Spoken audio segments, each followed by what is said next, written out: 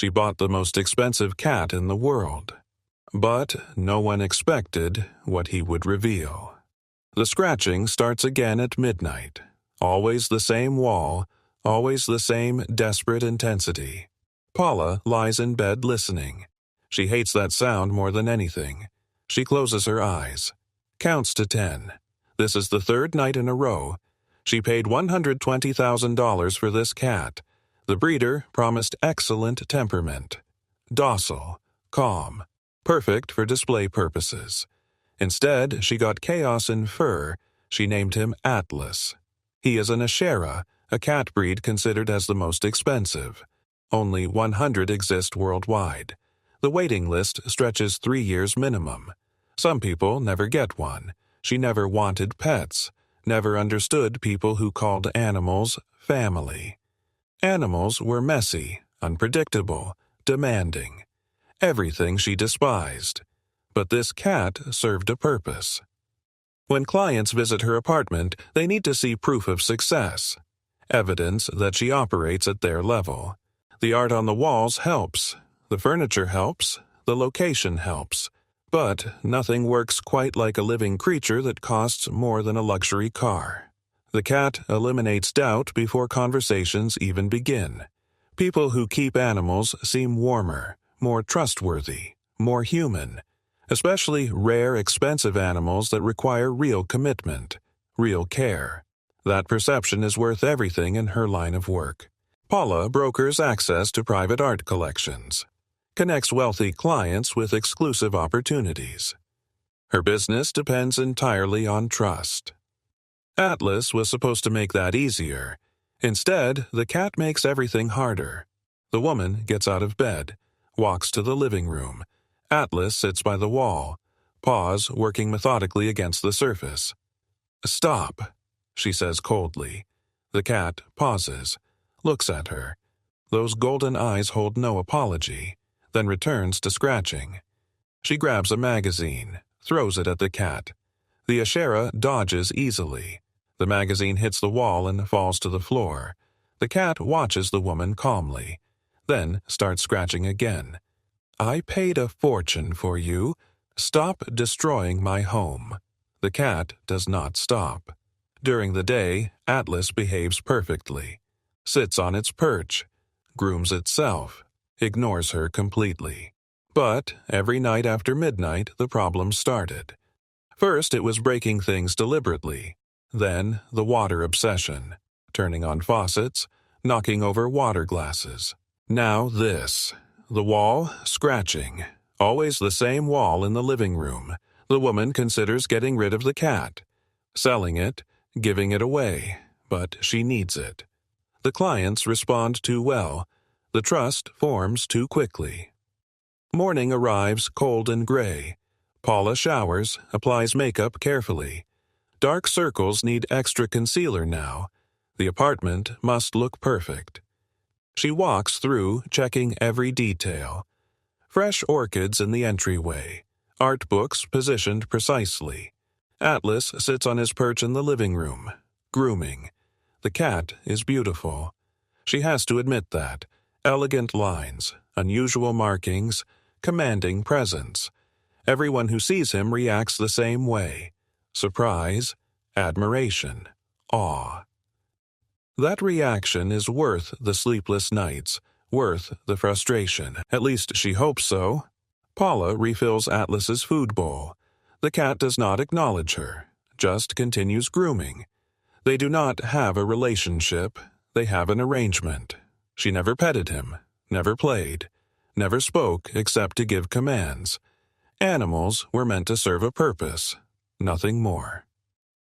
The doorbell rings at exactly 2 o'clock. Her client is punctual. Expensive suit, firm handshake, sharp eyes. "Beautiful home," Marcus says, looking around. "Thank you. Please sit." Marcus notices Atlas immediately. Most people do. The ashera sits perfectly still on his perch, regal, photogenic. "Is that an ashera?" "Yes." "I have never seen one in person." Marcus approaches slowly. "May I?" "Of course." Marcus extends his hand. Atlas sniffs it carefully, then turns his head away, refuses the touch. Paula feels embarrassment rising. The cat usually tolerates clients better. "He can be particular," she says lightly. "Clearly intelligent. They say asheras choose their people." Paula forces a smile. "So I have heard." Before we continue, do not forget to like and subscribe. It really helps the channel grow. At that moment, she still believed everything was under control. They sit down. Paula begins her presentation. Documents spread across the coffee table. Marcus asks good questions. She provides smooth answers. But something feels off. Marcus keeps glancing at Atlas. The cat has moved. No longer on his perch, now sitting near the wall. The same wall he scratches the night before. Atlas stares at that spot. Completely focused, tail twitching slightly. "Your cat seems fascinated by that wall," Marcus observes. "He has a scratching habit.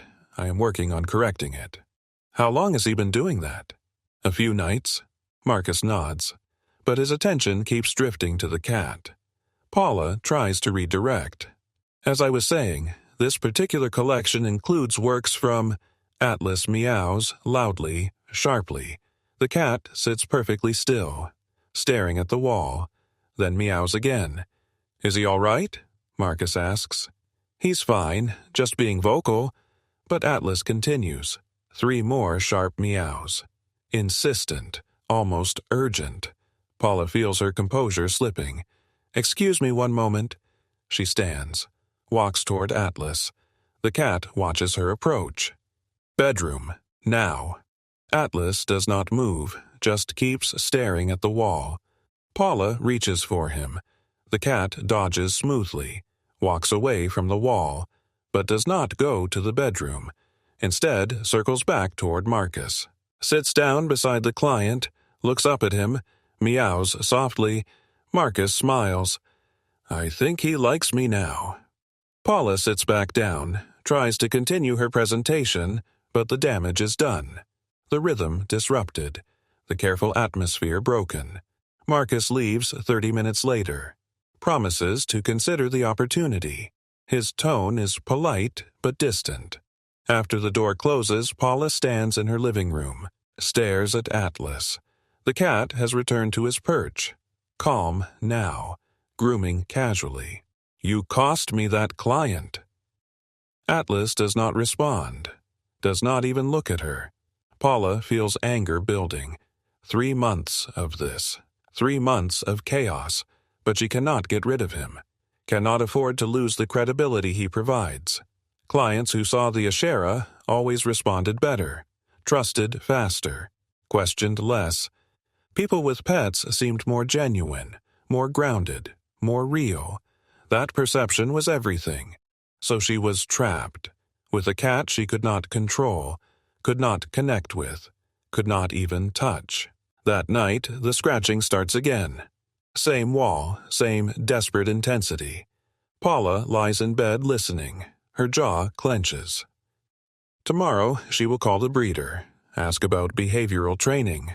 This cannot continue, but she did not know what was waiting for her next. Morning brings an email from Marcus, polite, professional, declining the opportunity. Paula reads it twice. The rejection stings more than it should. She makes coffee, sits at her desk, tries to focus on other prospects, but concentration will not come.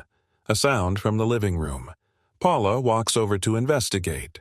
Atlas has knocked over a small sculpture, vintage Murano glass, worth $3,000. It lies shattered on the hardwood floor. The cat sits nearby, watching her, waiting for her reaction. That was deliberate. Atlas blinks slowly, then starts grooming his paw. Paula sweeps up the glass. Her hands shake slightly. This is not normal cat behavior. This is something else. Animals usually respond to their owners, bond with the people who feed them. But Atlas shows no affection, no warmth, no connection. Because she offers none. The thought arrives unbidden, unwelcome. Paula pushes it away. She does not need the cat to love her. just to behave. Days pass. More incidents, more disruptions. Atlas knocks her laptop off the desk. Shreds important papers left on the counter. Yowls at 4 in the morning. For no apparent reason, Paula stops sleeping well. The dark circles under her eyes deepen. Makeup can only hide so much. She has another client meeting scheduled, an older woman. Family wealth going back generations. The apartment must be perfect. Paula spends hours preparing. But when the doorbell rings, she feels unprepared. Exhausted. The client is elegant. Silver hair, designer clothes, careful eyes. "What a beautiful space," Eleanor says warmly. "Thank you. Please come in." Eleanor notices Atlas immediately. Her face lights up. "Oh my goodness. Is that an ashera?" "Yes." "I have never seen one in person. May I pet him?" "He can be selective about touch." Eleanor approaches slowly, extends her hand, speaks softly to Atlas. The cat sniffs her hand, then does something unexpected. He rubs his face against her palm, purrs, allows the touch. Paula watches in shock. Atlas never does this, never accepts affection. "He is magnificent," Eleanor says, scratching behind his ears. "You must adore him." Paula hesitates. "Of course." But the lie tastes bitter. Eleanor spends 5 minutes with Atlas. The cat soaks up the attention. Then they sit down for business. The conversation flows smoothly. Eleanor asks questions. Paula provides answers. Everything feels right. Until Atlas appears with something in his mouth, a document, one of the papers from her desk. The cat drops it at Eleanor's feet, sits down, looks at the older woman. Eleanor picks it up, glances at it. Her expression changes slightly. "This looks important. He brought you something." Paula takes the paper quickly. Just a draft, nothing significant. But Eleanor's warmth has cooled. The meeting ends earlier than planned. Eleanor promises to be in touch. After she leaves, Paula searches for Atlas, finds him in her office. Papers scattered across the floor, filing cabinet drawer open. "How did you open that?" The cat sits among the chaos, those golden eyes watching her. Paula feels something close to fear. This is not random. This is intelligent, deliberate. That night she lies awake, thinking about Eleanor's expression, the cooling warmth. What had been on that paper? She could not remember. Probably nothing important. Probably just a draft of something. But doubt creeps in, grows. At midnight, the scratching starts. Same wall, same spot, but tonight Paula does not try to stop it, just lies there listening. She remembers the breeder's words. Asheras are very intelligent. They bond deeply with the right people. The right people, people who love them, who want them, who treat them as family. Paula had wanted none of that. She wanted an object, a display piece, and Atlas knew. Animals always know. One morning she wakes to find Atlas sitting on her chest, staring at her face, those golden eyes 6 inches from hers. Paula freezes. The cat weighs nearly 20 pounds. She can feel his warmth, his breath. They stare at each other, then Atlas stands, walks away, jumps down from the bed. What was that? A threat? Or just a cat being a cat? Paula does not know anymore. Cannot tell what is real and what is paranoia. The wall scratching intensifies. Every night now. Longer sessions, more damage. She stops trying to repair the paint, just lets the marks accumulate. Then comes the morning that changes everything. A knock on the door. Paula looks through the peephole. 2 people in professional clothes, badges visible, her mind racing.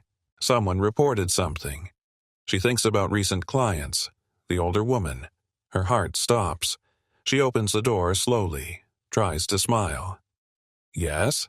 They show identification. We have some questions about your business operations. What kind of questions? May we come in? We have a warrant.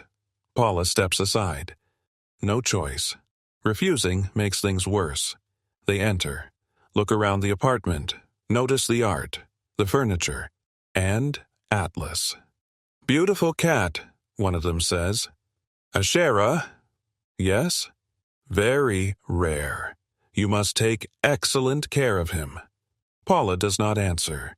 They search the apartment, ask questions about clients, about transactions, about documentation. Paula answers carefully, every word measured, every response practiced. She has prepared for this possibility. Everything appears legitimate. Everything has explanations. They found nothing. After 2 hours, they walk toward the door. Paula follows, relief beginning to build. "We may need to examine some documents, with proper authorization." "Of course. Whatever you need." They were almost gone. Nothing found, nothing suspected, and then Atlas started to act. The cat jumps down from his perch, walks to the wall, sits down, stares at the scratched paint, then begins scratching again, loudly, deliberately. One of the officials pauses, turns around, watches the cat. "He does that a lot?" "It is a behavioral issue. I am working on it." The official walks closer, studies the wall, the damage pattern. "Interesting. Very focused on one spot. Cats fixate sometimes." But the official kneels down, examines the scratches more closely, runs fingers along the surface, traces something. "This almost looks like a seam." Paula's mouth goes dry. "It is just wall damage." The official presses against the wall, tests different areas, then finds it, the hidden release. There is something here. The panel swings open. Everything inside becomes visible, undeniable, conclusive. Silence fills the apartment. The officials look at each other, then at Paula, then at the contents. One of them speaks into a radio. "We need additional units. We have found something." Paula stands frozen, unable to move, unable to speak. 3 months of careful planning. Years of building this life. Destroyed by a cat, by an animal she never loved, never wanted, only used. Atlas sits calmly beside the open panel, grooming his paw. Job complete. More officials arrive. The apartment fills with people, cameras, documentation. One of the officials approaches. "We will need you to come with us." As they lead her toward the door, she looks back at Atlas. The cat sits on his perch, those golden eyes watching her leave. Paula understands now. Too late. You cannot use a living being without consequence, cannot treat animals as objects. Some things cannot be bought. Not trust, not connection, not loyalty. Animals always see the truth. They recognize what is real and what is only performance. And truth, once seen, never stays silent. Thank you for watching. Do not forget to like, comment, and subscribe. It helps me continue to share stories you will love.